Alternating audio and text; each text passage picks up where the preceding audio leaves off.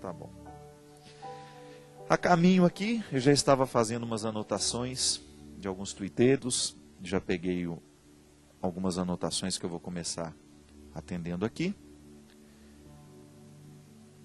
Achei interessante porque hoje muita gente está comentando os acontecimentos diretamente ligados às manifestações que aconteceram hoje em Brasília, e também são manifestações que estão se arrastando, né, já há um bom tempo, desde o momento em que o Supremo manifestou-se favorável a essa questão toda que nós já sabemos, do reconhecimento estável da união civil entre homossexuais. E aí tem uma série de coisas acontecendo que tem despertado a atenção e que eu acho que merece a nossa reflexão.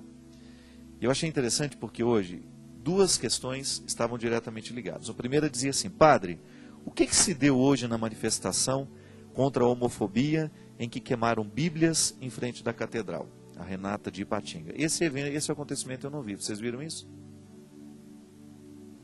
Não vi em que momento que foi noticiado isso. Aí a outra questão que está diretamente ligada, que é da Sueli Melo de Uberlândia. Padre Fábio, como instruir jovens que começam sua vida com tanto radicalismo e preconceitos em função da religião? Os fanáticos de hoje serão o que amanhã? Minha gente, nós precisamos primeiramente fazer uma reflexão. É muito perigoso a gente falar nesse curto espaço de tempo. É uma questão muito ampla, que envolve questões jurídicas, de uma necessidade civil de se estabelecer dentro de uma sociedade, né, regras que possam favorecer todos os cidadãos. Então, todos os cidadãos têm o direito de serem protegidos por leis que possam criar essa estrutura que facilite a vida, que possa orientar, né, a conduta caso venha uma pessoa a falecer, como é que nós vamos reagir a partir do momento que existe uma nova situação, que eu acho que particularmente a gente precisa diferenciar, né? Quando toda essa questão que hoje surge e que parece ser uma questão religiosa na totalidade, a gente precisa distinguir. O que é religioso nisso? O casamento é uma questão religiosa. A necessidade de se oficializar uma relação jurídica não significa que estejam reivindicando o direito de se casar. Então, precisamos diferenciar isso. E é uma questão que ainda não está clara. Hoje eu estava, antes de sair de casa, eu estava ouvindo um pastor que eu particularmente o considero um homem muito sério, que é o pastor Silas Malafaia, dando uma entrevista justamente no Jornal Nacional, falando por que ele é contra a descriminalização da homofobia. Ele não é a favor do espancamento de pessoas, ele não é a favor da agressão. Então ele estava esclarecendo: eu só quero ter o direito de continuar pregando os valores que eu acredito, sem que isso venha a ser um crime. Muito lúcida, não é verdade? A reflexão dele. Você ter o direito de manifestar a sua opinião, do ponto de vista filosófico, do ponto de vista religioso, e você ser respeitado por isso, sem que isso seja um crime. Agora, eu não tenho o direito de usar de palavras agressivas que venham ferir a dignidade das pessoas, que foi justamente a palavra do deputado Jean, que estava defendendo a causa homossexual naquele momento.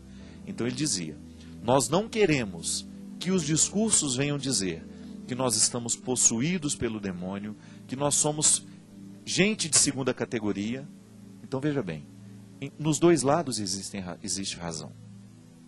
Naquele que quer continuar tendo o direito de discordar e naquele que quer ter o direito de não receber palavras tão pesadas, expressões tão depreciativas, expressões tão vergonhosas, que muitas vezes, em cima dos púlpitos ou no conforto da autoridade religiosa, nós ousamos usar. Então eu creio que o Brasil esteja passando por um momento muito delicado, em que nós precisamos fazer prevalecer o bom senso, o equilíbrio, sobretudo no momento em que nós discutimos essas questões.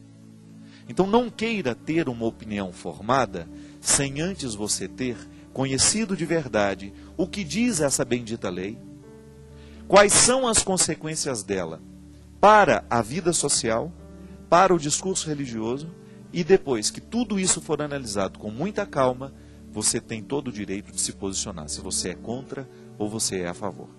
A única coisa que eu acho é que a gente precisa tomar cuidado para que a gente não tome partido a partir desta fala, desta pessoa que com tanta lucidez fala.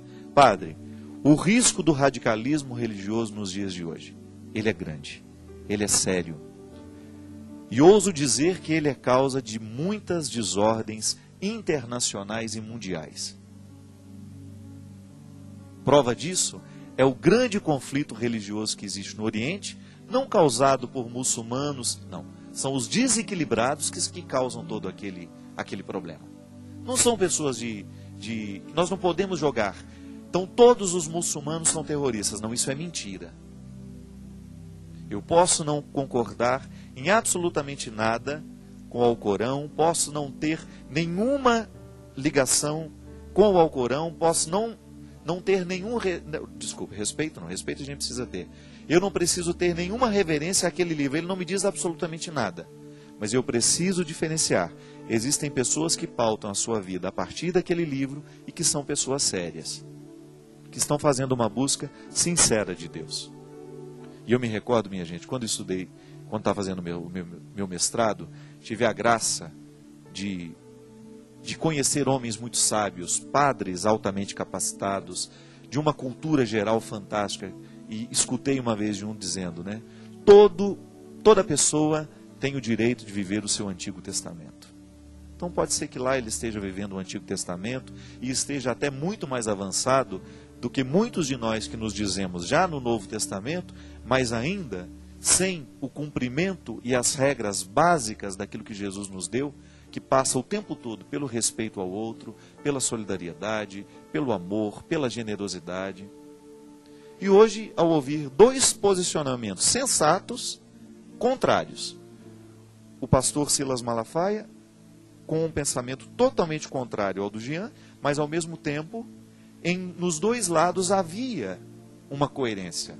Eu quero ter o direito de não ser chamado de possesso, quero ter o direito de dizer que não estou com o diabo no corpo por causa de uma opção sexual. É aquilo que dizia o Jean, o deputado. E o Silas Malafaia, quero ter o direito de continuar pregando sobre uma situação que eu não concordo, sem que isso seja um crime para mim. Veja bem, que nos dois lados existe coerência. Agora, o que nós não podemos admitir é que o nosso discurso religioso possa ferir a dignidade humana, mesmo quando nós queremos ser proféticos. Eu acho que há uma forma de ser profeta sem você precisar ferir a dignidade do outro. Não é verdade? Você tem todo o direito de se posicionar contrário a muitas coisas, mas você não tem o direito de perder o fundamental do cristianismo, que é o amor ao outro. É igual o filho com a mãe, gente. Isso é muito prático na vida. A gente sabe como isso funciona na vida. Uma mãe, quando ela vai reprimir o filho, porque ela sabe que é hora de fazer isso, o filho está errando, o filho está num caminho errado, ela vai repreender. A fala é dura, mas é respeitosa, é amorosa. O grande problema é quando esse fanatismo nos cega para refletir as questões com mais ambiência, com mais abrangência. Muitas vezes nós somos muito cegos na nossa maneira de interpretar as coisas. Então eu pego lá a onda do Twitter, todo mundo dizendo e querendo forjar uma resposta rápida, você é contra, você é a favor? Não é bem assim. Você pode muito bem ser contra, mas você tem que ter espaço para explicitar e conhecer bem as razões pelas quais você é contra. Porque se você não tem conhecimento do que diz essa bendita lei, se você ainda não teve conhecimento daquilo que verdadeiramente propõe, nós precisamos ter este conhecimento. E eu confesso para vocês que eu ainda não tenho. O que eu tenho agora, e posso dizer para vocês, é um reconhecimento daquilo que eu considero justo, do que algumas pessoas reivindicam, do direito de juridicamente, não estou falando de casamento, até conversava outro dia com alguns bispos que eu considero muito esclarecidos, e eles falavam, é verdade, a questão passa pelo reconhecimento de uma sociedade que não vai interferir naquilo que nós chamamos de família. Não é verdade? A partir do momento que eu tenho uma sociedade com alguém, juridicamente, nós temos bens em comuns, é isso. E não pode ser mais que isso, até o momento que for solicitado mais que isso. Não é verdade? É direito das pessoas de construírem um patrimônio juntos e de que isso seja civilmente reconhecido. Mas isso nós não estamos falando. Isso não é família, isso não é casamento, não é nada. O problema é que nós muitas vezes colocamos o nome casamento e família em lugares indevidos, onde ainda não foi solicitado isso. Então é uma coisa de cada vez.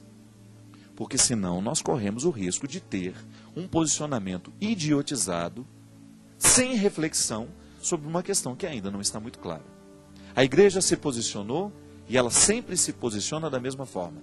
Nós somos a favor da família, nós somos a favor da vida, nós somos a favor da prevalência de valores que não venham ferir o que nós conhecemos como família.